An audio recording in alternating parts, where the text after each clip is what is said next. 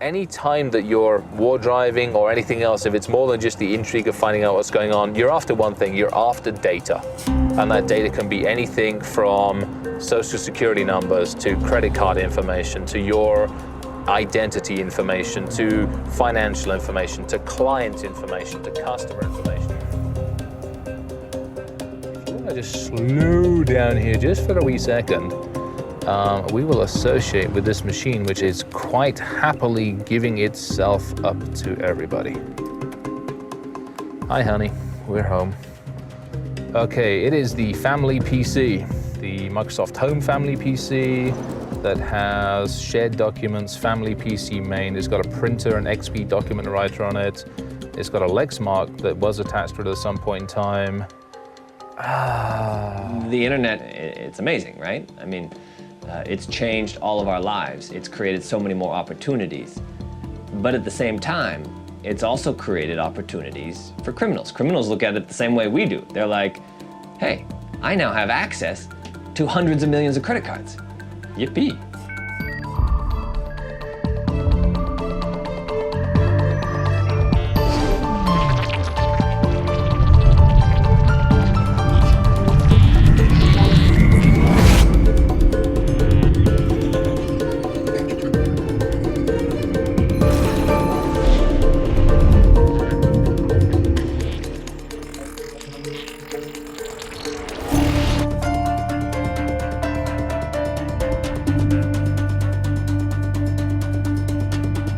I've never seen any good statistics on what crimes are being committed, or how they're being committed, and who's doing it. I mean, there's so many dangers of the internet out there. I mean, who do you got? You got predators, spam artists, spammers and scammers, romance scams, the 419 scam, social engineering. All these things that are trying to rip off your money. Botnets. Distributed denial of service attack. Denial of service attacks. Spear phishing. Imagine, if you will, just having a territory of everything.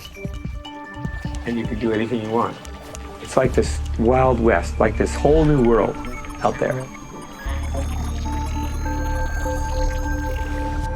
Traditionally, I guess people would think of a hacker as somebody who uses their computer to inflict damage on another computer. You know, they infiltrate somebody's network and steal stuff. I want to know how things work, why things work, what makes them tick. Where did this get to? How did it get to? And why? It's just blazing hot curiosity. The same thing a lot of people feel when they see a no trespassing sign. They look at it and they go, oh, no I wonder what's back there.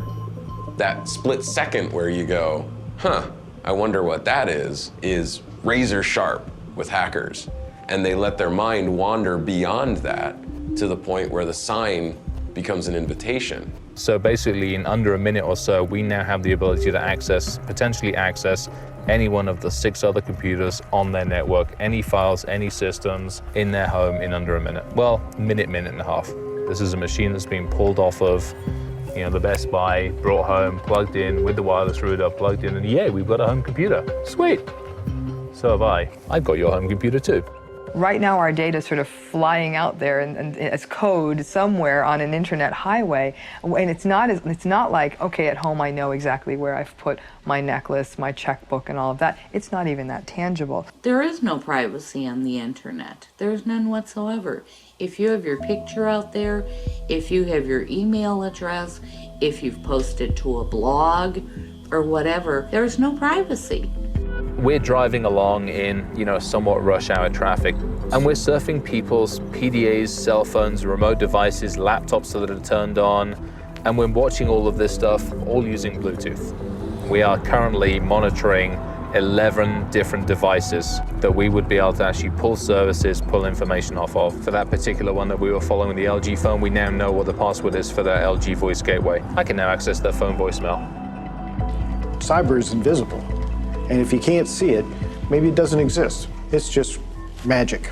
It's almost like we've created this wizard class of people that understand how computer infrastructures work, and everybody else, to them, it's magic. But there are also, most likely, people who say, that asshole in high school who put my head in the toilet and gave me a swirly, I am going to f up his credit card. His credit score is going into the toilet where my head was. So take that, motherfucker. To a certain extent, it's a culture of misfits. It's a culture of people who never really fit in with society. I mean, some of these folks like were the nerds or the geeks in school, and to a certain extent, they were outsiders. In the early days, phone freaks, they were mesmerized by the phone system. I mean, it was this amazing global computer. Back then, it was like a crossbar system, mechanical computers, and if you ever drove by an old phone switch, you could hear outside, it sounded like typewriters. Because of the way it was created, you could fool the mechanical systems into doing things for you, routing calls. Now, a true phone freak to me is kind of like the modern definition of a real hacker. You look at the hacker journals, there's a strong ethic. You aren't doing this to rip people off or make money. You're doing it to explore with funny things, unusual, unexpected things that a system does. One of the most famous phone freaks was a fellow named John Draper, and he's also known as Captain Crunch, and a lot has been written about him over the years. I used my musical knowledge and perfect pitch to tune the oscillators up, and I had it working in about 45 minutes out of my parts, a box. It was just, we had to push 2 buttons to make the number. John's first arrest for phone freaking was in 1972, and he had been using a blue box. This was down in the South Bay area, down in Los Gatos. They handed out 18 indictments, and I was in everybody's phone book.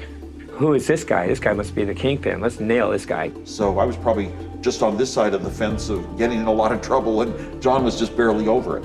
Once I got busted, I had to tell everybody else in jail how to do it. The cat got out of the bag. Immediately they started losing lots and lots of money. If somebody offers you $5,000, $10,000, whatever the number is, there's going to be a number where you're going to say, oh yeah, sure, I'll make you one of those boxes. And maybe some money changed hands, and the next thing you know, the mob has this technology. And as more and more hackers get thrown in jail, more and more opportunities for these criminals to get connected to the right kind of hackers for all this stuff happening, and now all this stuff's happening today, and that's how it all starts, I think. The same sort of mind that makes somebody interested in solving the puzzle of the telephone network and how it all works is also the same sort of mind that makes somebody a good computer programmer, makes somebody interested in how computer operating systems work, and eventually computer networks. And so it becomes, in some ways, a much bigger playing field for them and a much richer thing, 20, 30, 40 years later. So, in some ways I follow the rules, but in other ways I'm like, yeah, I follow the rules, but poker, yeah, I can play with them too. Well, if you notice our badge, I made it look like an old Western Marshals badge because cyberspace is like the old Wild West. There's not a whole lot of laws governing, and you kind of do what you want, and even if there are laws, there aren't marshals out there to enforce it.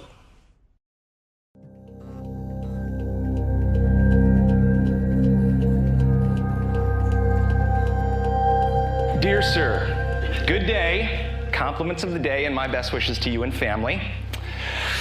I know this letter will come to you surprisingly.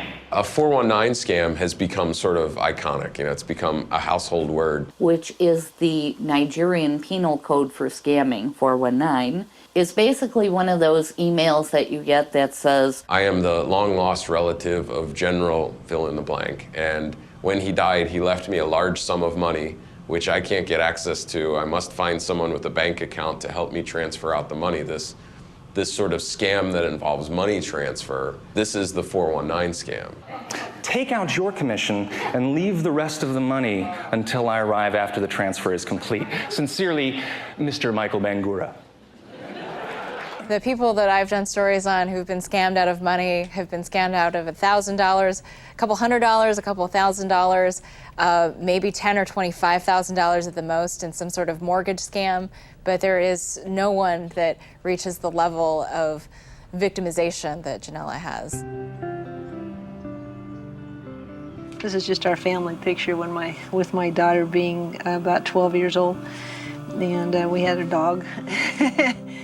She is very giving, very loving, thinks of others first. This is Tom's father. It looks an awful lot like Tom, but that's his father, and he never met his father. Sad. The family's very important. My dad, his mother died when he was 3, and his father died before he was born. When his mother died, all of his brothers and sisters went to the church orphanage. Because he was deaf, they didn't want him, so he got adopted. I kind of knew my side of the family, but I didn't know his side of the family, so I thought, well, when I go to school, I'll see what I can do. I wrote 185 pages for the family history from my husband's side of the family, with some pretty dead ends on my husband's side of the family. She's helped get Dad connected with the rest of the family. That's why I went through family genealogy, etc. And so that's why it perked my interest when they said, well, this is for family inheritance. So that's why I got hooked on it. Hook, line, and sinker, you might say. I swallowed the hook. As part of our On Your Side philosophy, we warn you about scams and ripoffs. And tonight, On Your Side investigator Anna Song has a story about the ultimate scam that built a local woman out of $400,000. It started, as it almost always does, with an email. So in March of '05, she gets the first email soliciting this possibility of millions of dollars. Her initial contact was from someone mentioning that she had a relative in Africa, potentially named J.B. Spears, who had died and left behind this vast amount of money. And I think what caught her eye is that the name J.B. Spears was a legitimate name as far as a blood relative. I knew that there was a missing link in the 1920s where Otto Spears disappeared. So when this came in on my personal home address, I was kind of surprised that they got Spears. She investigated it further. The scammers were able to provide her more proof that they were legitimate. They would send her all kinds of certificates. I think they sent her a certificate of death at one point for J.B. Spears. They sent her at least a couple of different bank notes that had the amounts written on them. And she, in turn, gave them quite a bit of personal information as well. So now it's all about collecting people's information and figuring out who to target. Before, that wasn't the problem. It was spam everybody. Now they'll spend a lot of time figuring out how to get just to you. That's really where we're seeing the really sophisticated organized criminals. That's the direction they're going. Because it's very low signal to noise. They get just the people they want to get.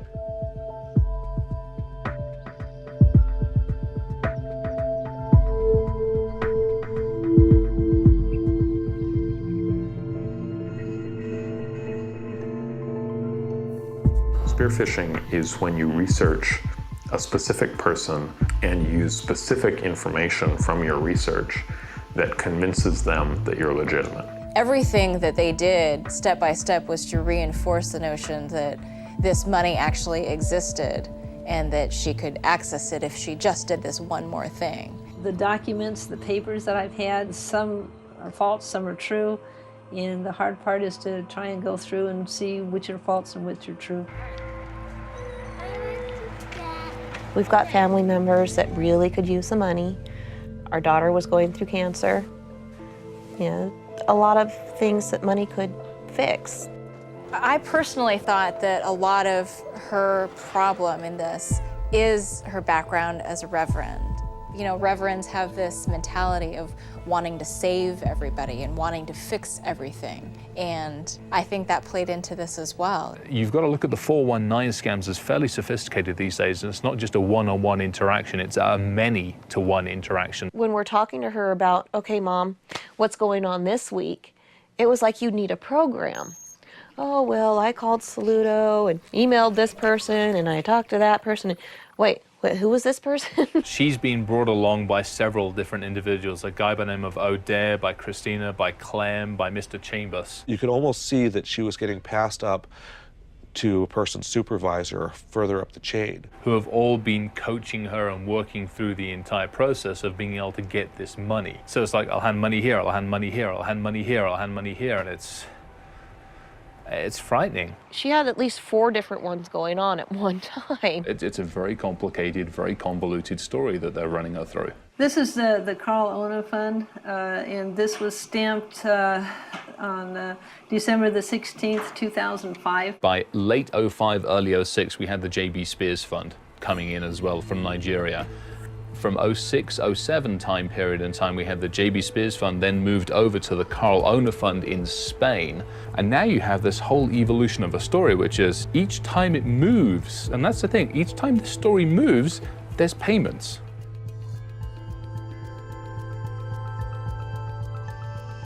We owe close to, well, if you're going to add the mortgage on the house that I did for the scamming thing, and a second mortgage on the house, and also the credit cards. We owe close to $200,000 is what we owe. Now we paid close to $200,000 out of my pocket, you know. So that's finished, it's over with, it's done, you know, it's gone. And when you lose close to $400,000, you're sitting there going, okay, that's an awful lot to lose. They had the house paid off. They had all the credit cards paid off. They had everything paid off. He wanted to go on trips and visit his brother and sister. Now they can't do that. Now they have a mortgage on the house again. Now the credit card bills are piling up. Now they have creditors knocking on their door. News. What? You have to pay $244 for telephone bill. Well, I didn't pay last month. Well, last month it's $362. $362. I know. I didn't pay last month. 3 months ago, $1,000. I know it's better. I know that she needs help. She has no income now, and I don't know how she's going to get by. I don't know if she's going to keep her house or keep her car. I don't know how they're going to make it.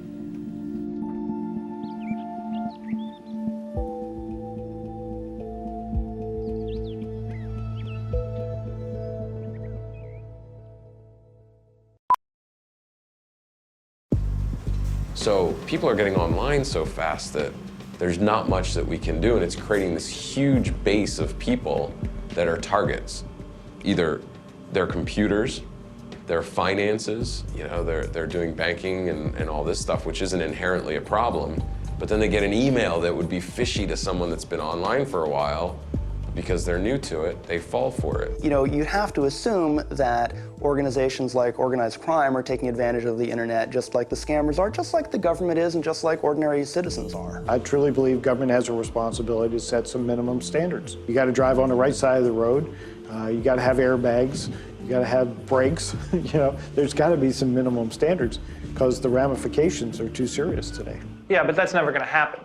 I mean, you can have those theoretical discussions, but that's never going to happen. You're going to have, what, a license that allows you to get onto a computer?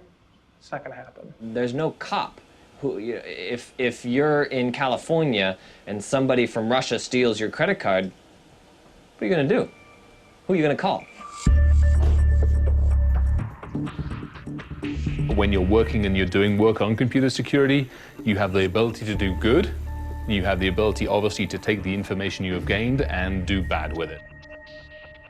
I will have to admit, I still will go there and do it for the devilment of it. I will not cross the line. I think the difference is now, is I know where that line is. It's one of those things where, you know, here's authority, and authority could be a rule, a regulation, or a person. A lot of people will go up this close to authority but won't touch it. Years and years ago, I just used to go blow past it and here we go and have some fun and to hell in a handbasket with the consequences. Nowadays, most of the time I'm like, poke, poke, poke. How far can you push it without really pushing over the line? A lot of people have no clue what I do. What do you do, huh? I chase bad guys for a living and then just leave it at that. Scams and ripoffs. And tonight, on your side, investigator Anna Song has a story about the ultimate scam that built a local woman out of $400,000. It started, as it almost always does, with an email. It drives me bloody nuts that somebody's gotten to her that badly and that she's still funding the guys over there. Hello? Jan? Yes? Jan, hi, it's Chris Roberts. How are you? Oh, good. Yeah, I was on the line with a bill collector. Oh, got you. I apologize. Do you have a couple of minutes just to go through some of the stuff? Yeah. I think Janella needs several things. I mean, she obviously needs to be confronted with the truth of the matter from a very matter-of-fact standpoint. Here is where you think the money is. Here is the physical location. It's not where the money is. Here is the individual you think you're dealing with. Here is what really is happening. Here's the fake bank site that you've been dealing with for the last year and sent $47,500 to. Here's reality.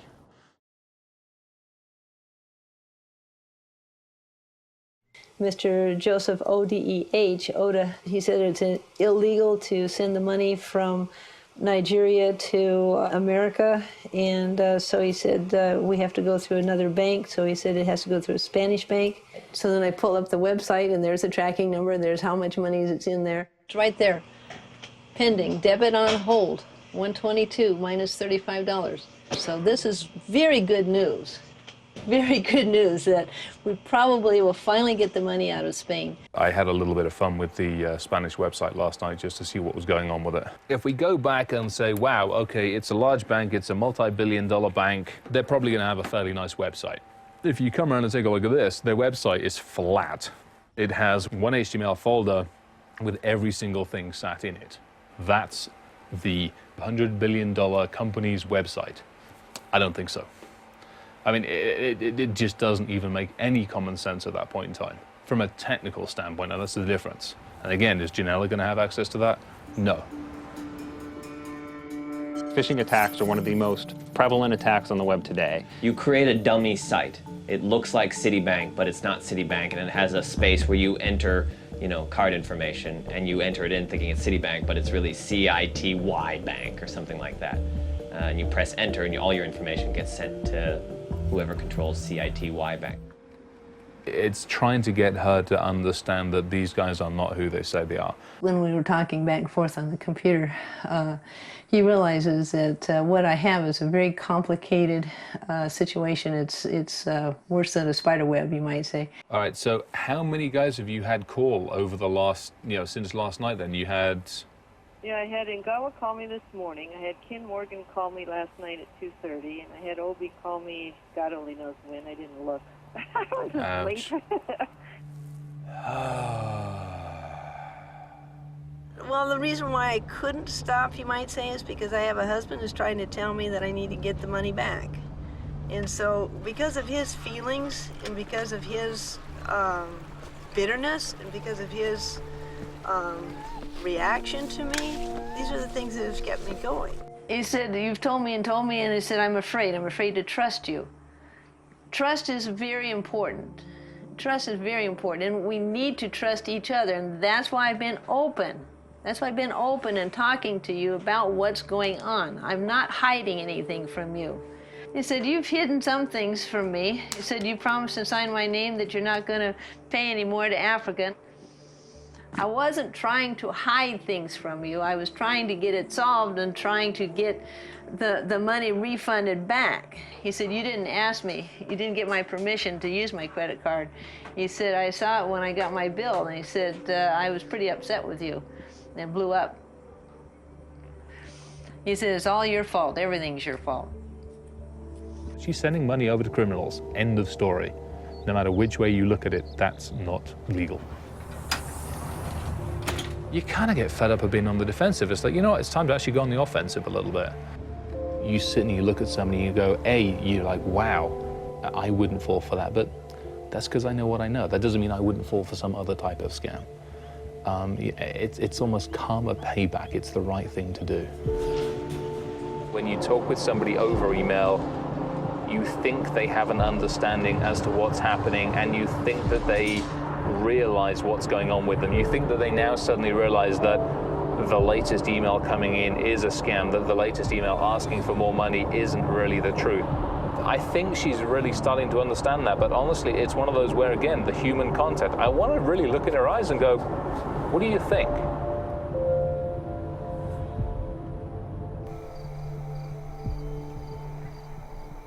Mostly I sleep, and it's hard to sleep. I dream about it. I dream about my wife and people taking money away from her, and then I wake up and I have a hard time sleeping because it's just hard to dream about people stealing my wife's money. What do you want me to do now? Stop.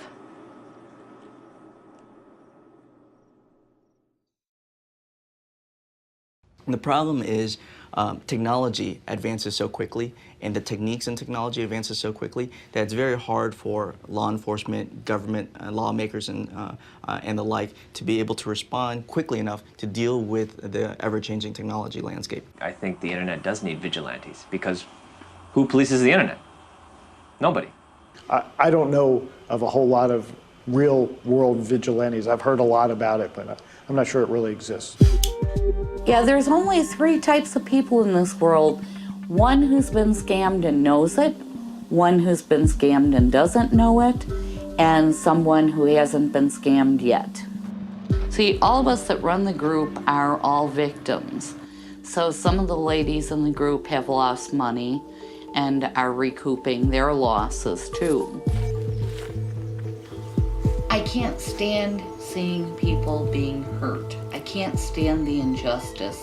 And I think what bothers me the most is that nobody wants to listen. Nobody wants to do anything about it. It starts out, of course, with your initial contact and everything with them. And then it's the getting to know you period. Hello?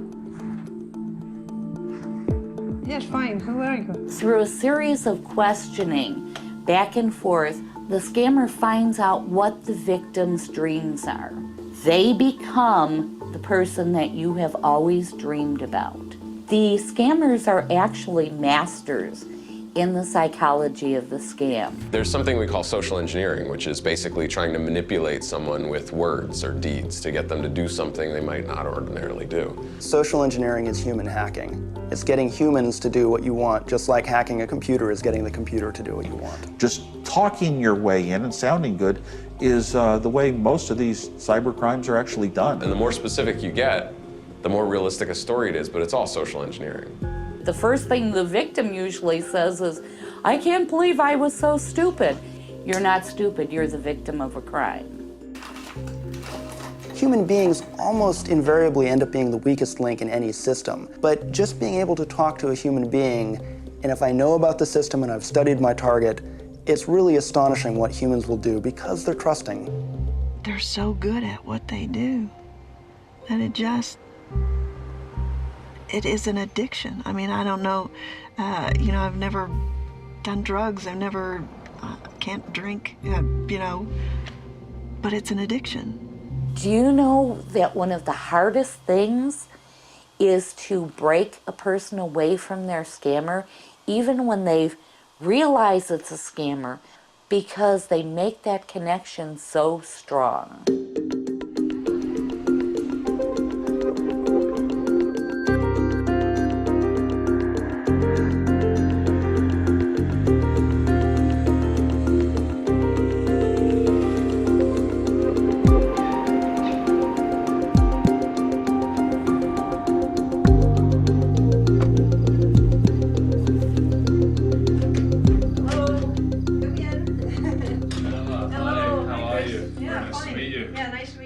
Yes, I think I warned you, the 6'3" Yeah, bearded guy. 6'3", yeah. Okay, here's your tea. Your hot water. Got it, you Hot okay? water. Take your drinks.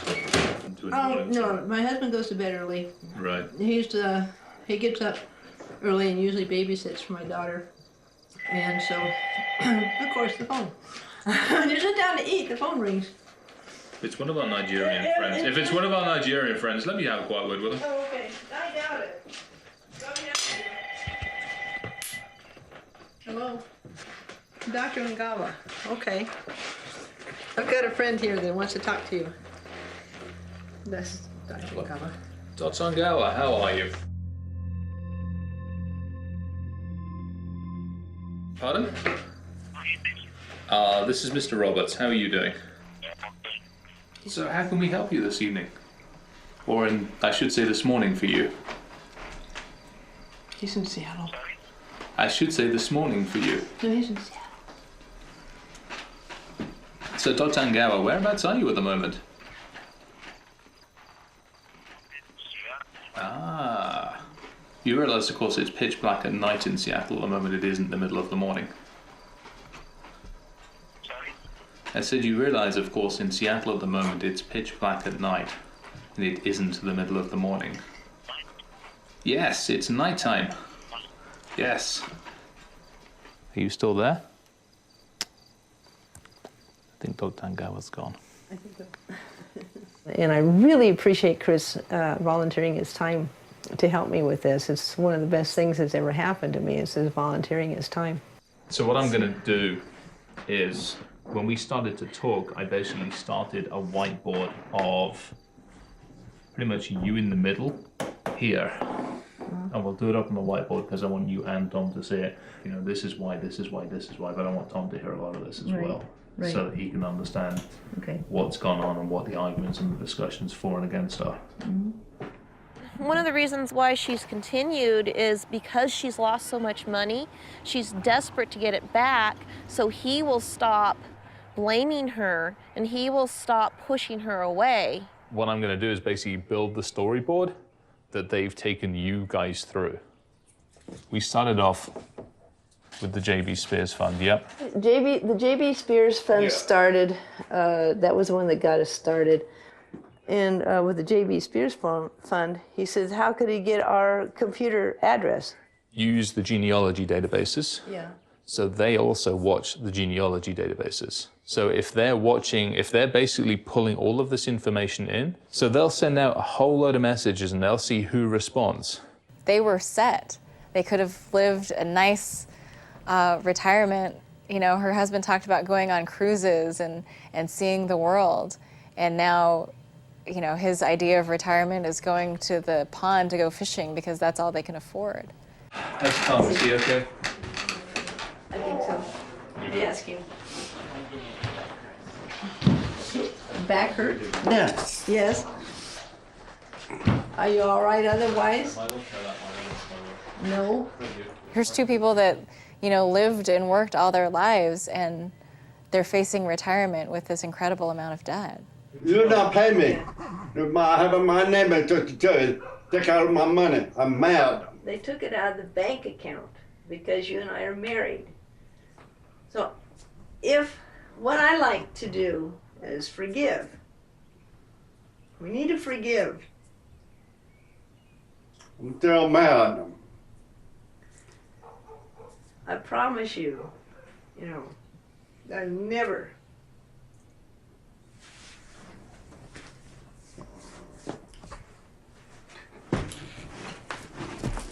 Oops. You okay? Hard to say, you know. Yeah. Yeah, hug. And I do promise you. I don't know. But it hurts. Sure it hurts. I know.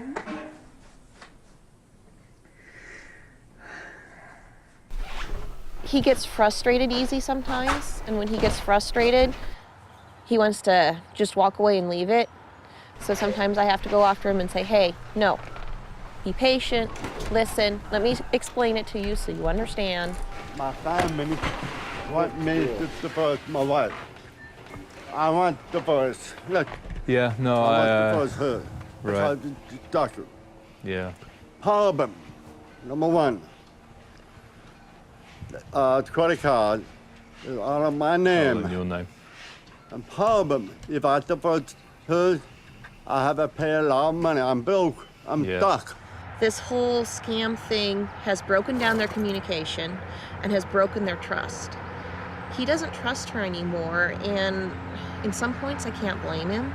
It's been very painful for me to watch them go through this. I told my wife, please don't send Africa. She promised, yes. Okay, I got my name. 1 week later, she paid $20,000. I'm angry. Shit. I'm very angry with my heart. To play with the people. Is this? I feel like I'm going one way from her. Yeah. I'm stuck in the boys, stuck in boys. When you have all these losses, you lose face, you lose money, you lose the love of your husband, you lose your job, you lose everything.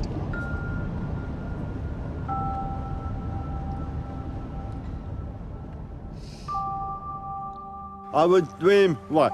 Vacation, cruise boat with my wife, Betsy. Go back. It's all gone. I can't go on vacation in my life. I will not be live longer. No love for my wife, nothing. He has so much visible anger over this issue toward her that it's like, I wonder how their marriage can survive this. There's clearly a lot of resentment there toward her for making the decisions that she has. I need to go hack into something. A country would be a useful start. So it's kind of hard because on one side, you know, I'm sitting there going, you know, can I do it more? Can I do it differently? Can I explain it differently? I'm not the emotional kind of guy. You know, it's hard to face up for and to be cheerful and to go on and to continue on with life. You know, it's not easy to say, okay, now how am I going to get him back? How am I going to win him back? I mean, I have no clue what their dynamic is, but her and Tom are gonna have to somehow sit down and work this out. That it's happened, the chances and probability of getting anything back, some back, is extremely minimal, and that they've got to move on with their lives. 2.5 years of lies and deception. And it's not just going to go away overnight. It's not just going to be magically fixed as much as we'd like it to be.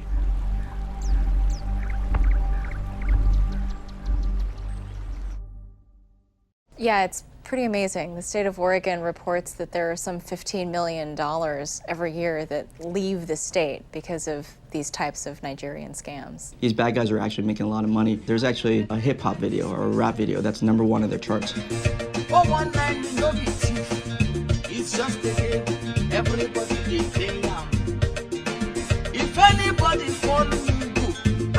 My brother, I go jump up. One of the things a lot of people don't realize, I mean, they see some of these scams, they see some of them coming from Asia, they see some of them coming from West Africa, and they think, well, this isn't an American problem. This is a problem that's coming to us from the outside. What they don't see is the US is by far the largest origin of these kinds of scams. So if you have 0.1% of the people that will fall for this email and send money, and you send it to billions of people, it's good money. You are the loser. I am the winner. We figured that it's probably 18 billion leaving our economy every year. Everybody on the internet, everybody who uses this technology has to understand a little bit about what's safe, what isn't safe. Most of them just don't understand. They're just users.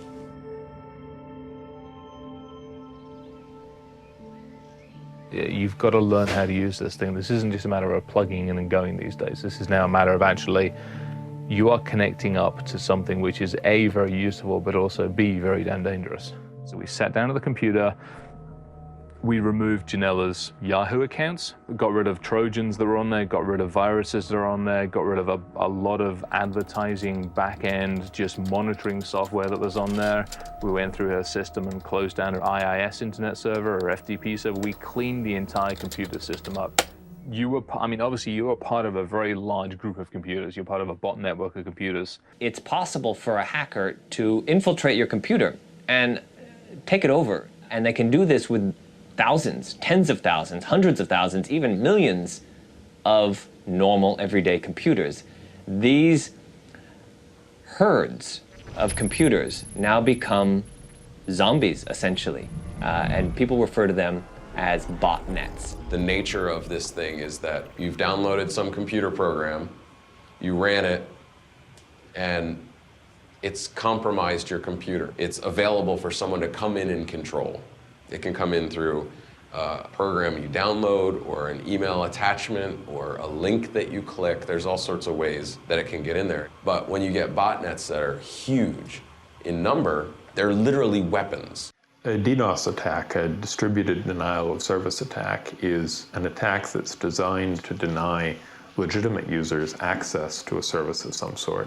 It's tens of thousands or hundreds of thousands of computers from all over the world, all pointing that denial of service at one target, using their collected strength or their collected drinking straws to create this huge, massive fire hose of traffic. You bombard them with so much network traffic that their servers can't handle it and brings their servers down. In Los Angeles, the CEO of a communications company and 5 other individuals were charged yesterday for allegedly using denial of service attacks against their online competitors in order to reap commercial advantage. If you have a botnet with hundreds of thousands of computers, you can sell those computers to the highest bidder, and not the hardware, but the control of the computers. And you can then commit economic crimes just like was committed to us. And so the botnets are growing because they have purpose and they're valuable.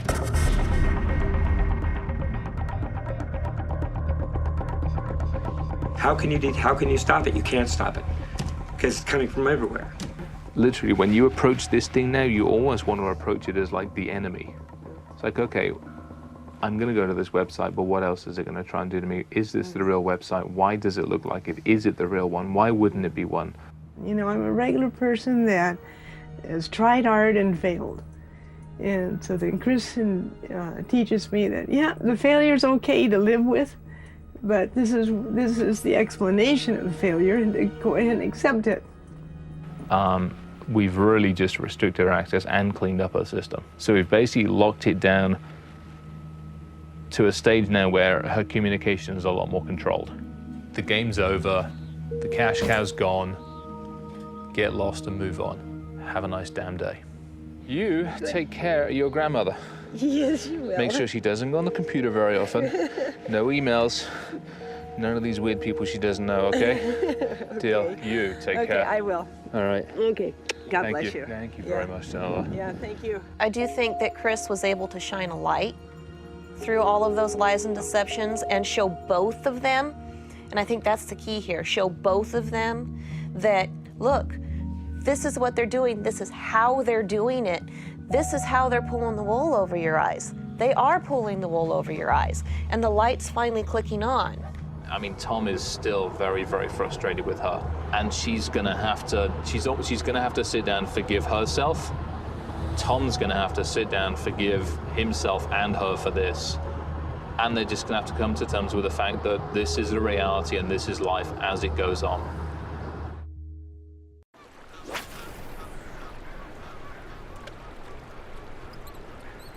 We're raised in a society where if somebody does wrong to you, you can call the police. You can file charges. The police arrest them. You have a trial. Hopefully they receive justice and they go to jail, they pay the money back, whatever. In this case, you have nothing. And it's the healing that's important. Forgiveness. You have to forgive yourself for allowing this to happen to you and move on.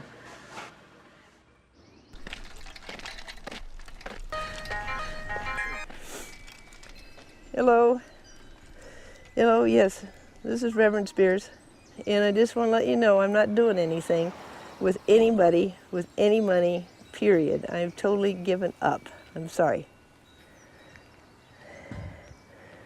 So there we go. I'm hanging him up, and actually I'm going to turn off the phone so he doesn't try and call me back. Okay, that's a scammer that called me just now. Okay. He's been pushing me off and pushing me off and pushing me off because he's angry with me. And, you know, he's got to let go. He needs to forgive. Her saying that she wants forgiveness means that she's actually starting to let go. And I'm happy to hear that.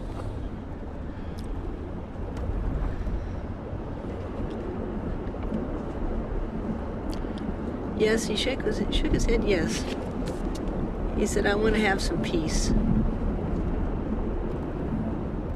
I know sometimes it's hard for him to vocalize his feelings because of the deafness, and you have to do a lot of reading in between the lines to understand what he's truly saying.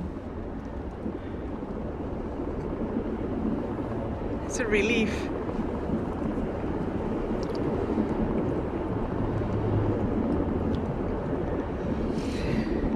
I've tried and tried to show you love.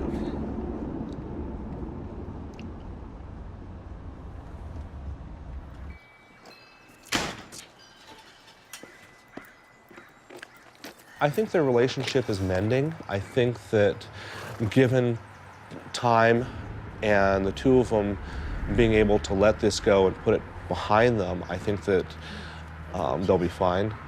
The fact that the relationship, in spite of everything, has lasted through all of this is promising. This is very healing for Tom and I. Yeah, to finally come back to church together. He hasn't been to church, what, 6 months you haven't been to church? He decided, he said, no, about 1.5 years that he hasn't been to church because he's been trying to hurt me and try to get back at me. It means a lot to me that he came.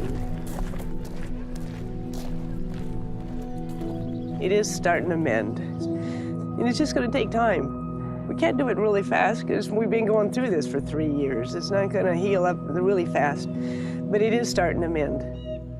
I'm happy that it's finally over. Okay, starting to get over. That it's just so relieving.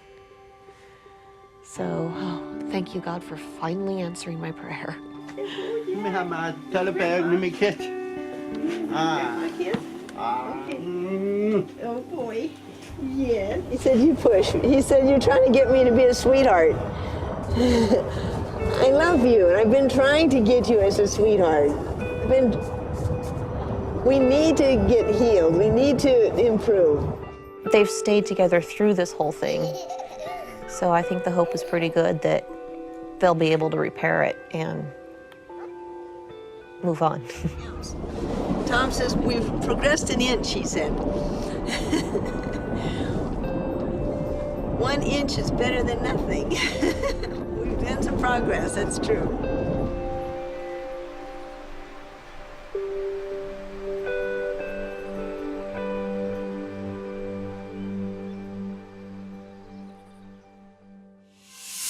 We almost have to enter a realm of talking about healthy technological paranoia, that we almost have to kind of be paranoid to function in the current internet environment as it exists. In electronic communication, you have this separation. And in addition to that, you have anonymity on the internet. And so between those two things, the separation of human beings from the email that you're sending, whether it's a 419 phishing scam or whatever, and the fact that you're anonymous, it allows you to do things that I think you wouldn't really ever do. In our society, as we catch up to technology and what it means to connect now, makes certain people much, much more vulnerable and then much more likely to be taken in by such scams. Ultimately, it's up to us.